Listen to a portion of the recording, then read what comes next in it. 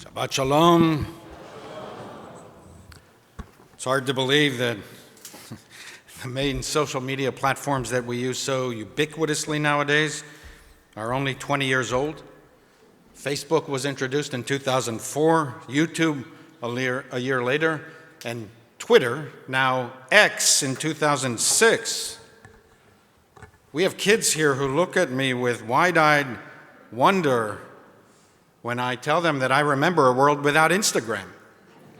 And it's as if they feel they're in the presence of the 2,000-year-old man. They ask me if I ever met Leonardo da Vinci, not DiCaprio. What was Napoleon like? You mean people actually lived without smartphones? How did you pay for stuff? How did you find your way?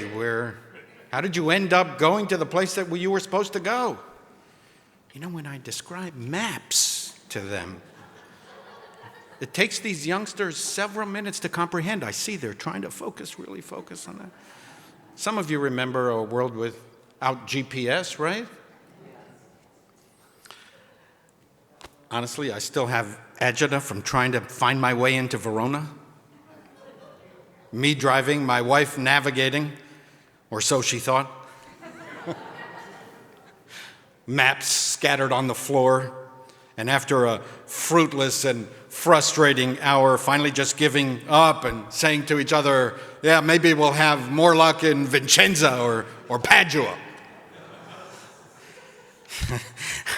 I recall the many learned and optimistic thought pieces in the early days of social media that proclaimed the dawn of a new and better world. Billions of people would be connected to each other, and it would promote more understanding, camaraderie, friendship, and cooperation. Through social media, people 5,000 miles away would get to know each other, and they would understand that they have the same wants and the same needs. The world would shrink and level, and a flat world would promote peace on earth and goodwill towards all. Well, that was such a nice thought about what human beings could be if only they weren't human. 20 years later, we now understand that if you provide forums for people to express themselves unfettered, the bile inside of us that we struggle to suppress will often erupt in fits of impulsive and ugly emotion, especially if we're in spaces where thousands of others think just like us. A process constantly reinforced by relentless algorithms that mess with our brain chemistry. What we tend to forget about the rapid advance of technology is that the human creature has hardly changed at all. We are what we always were, a mixture of really good and really bad impulses, and that technological progress facilitates the dissemination of not only our good qualities, but also our bad ones. I put a clip of my recent sermon about the New York mayoral elections on X 2 weeks ago. Now, when I say I put a clip on X, I don't literally mean me. I don't know how to post on X. I could learn if I wanted to, but I don't want to. At the same time, I know that that's where the people are, and if you want to have influence, you need to be where the people are. So I have my staff, my young, terrific staff, post for me, plus it allows me a little bit of distance so I don't have to impulsively react.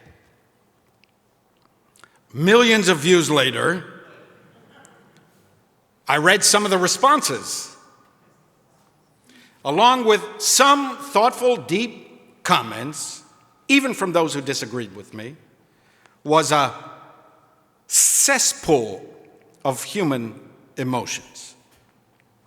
And there you have it. In one 3-minute clip, you could see the complexity and dichotomy of our human composition.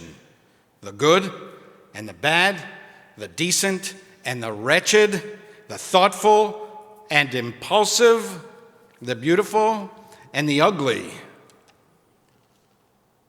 The Torah portion of the week, Toldot, really does take place in ancient times. Not only before smartphones, kids, but before indoor plumbing, too. And no, I never met Jacob and Esau. But because the human personality has hardly changed in millennia, the Parsha has much to teach us today in this era of high technology. We read of the birth of the twins, Jacob and Esau. One twin was hairy, the other one was smooth. One twin was red and strangely attracted to red. The other was plain vanilla. That red twin was red hot emotionally, impulsive and primal, while his brother was cool, calm, collected, and calculating. One twin was a man of the field, a hunter. The other sat in tents all day and helped his mother cook. One twin was preferred by his father, the other by his mother. When the twins were young men, Esau, that's the harried, hairy, hot, hungry hunter. He came in from the field, apparently having failed on the hunt to kill prey. He was famished, and he said to his brother Jacob, "Give me some of that red stuff to eat." Presumably, Jacob had tried out, this new lentil soup recipe on that day, and the aromas of the onion, the garlic, the carrots, the thyme boiling on the pot must have driven Esau, this impulsive man, to distraction. Jacob responded by demanding that his brother first sell him his birthright. In antiquity, the birthright was offered to the firstborn, and it enhanced the firstborn's financial privilege of inheritance. And Esau was the firstborn. Barely. He came out first while his younger brother Jacob held on to his heel.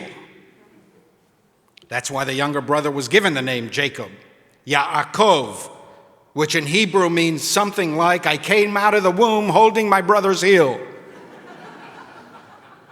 And in Hebrew, Jacob, Yaakov, implies cool, calm, calculating, and a bit crooked, too, somewhat of a heel. Esau responded to Jacob's demand of the sale of the birthright with this key verse. Vayomer Esav, Hinei anochi olech lamut, velama ze li bechorah. And Esau said, "I'm going to die anyway. Why do I even need the birthright?" And so Esau sold Jacob the birthright. Jacob gave him some soup to eat, and the episode is summarized in this way. Vayochal, vayasht, vayakom, vayelech, vayivaz Esav et habechorah. It's such a beautiful phrase. I like to say, when we're studying Torah together, if you remember one verse, remember this verse. And like we're at verse number 332.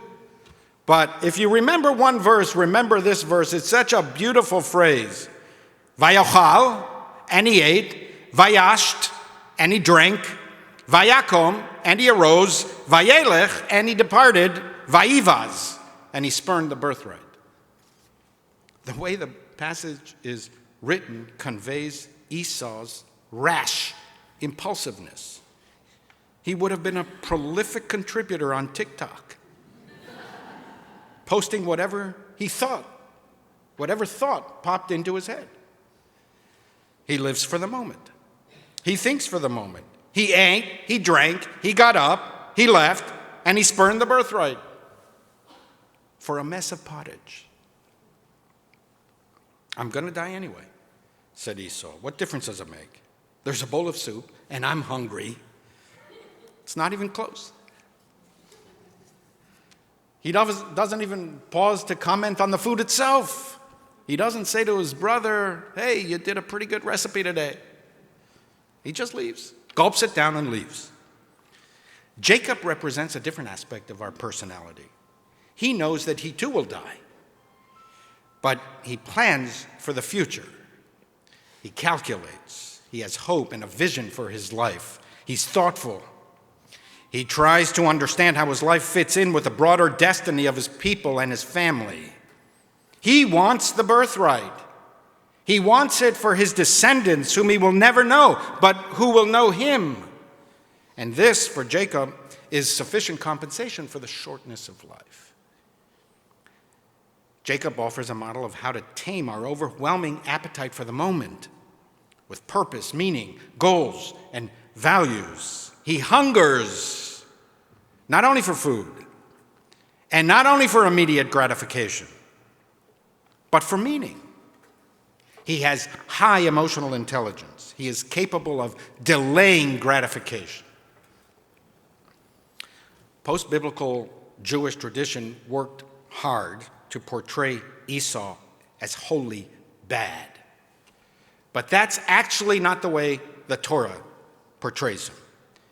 His impulsiveness was denigrated in the Torah and taken advantage of by Jacob. But Jacob's cerebral and calculating behavior was criticized too in the Bible. His deceptions are repaid measure for measure. He leads a difficult and painful life. His uncle tricks him into marrying the unloved older sister Leah when he craved Rachel.